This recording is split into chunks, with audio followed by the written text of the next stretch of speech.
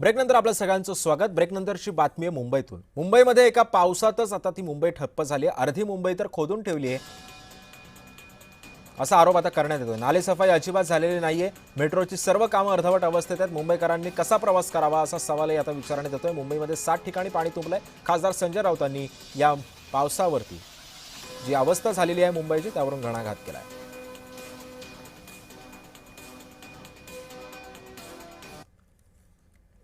महानगरपालिका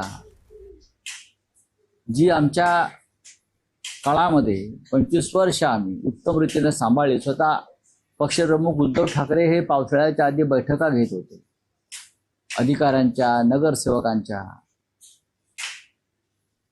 यावेळेला असं कुठे काही दिसलं नाही। आता मी माहिती घेतली, मुंबईमध्ये 7 ठिकाणी पाणी तुंबलेलं आहे, म्हणजे भारत मातासह। आणि त्याच्यामुळे अख्खं ट्रॅफिक जे आहे हे अशा पद्धतीनं गच्च झालेलं आहे की पुढले 3 तास 4 तास पाऊस थांबला नाही तर मुंबईचे रस्ते, सर्व रस्ते जाम।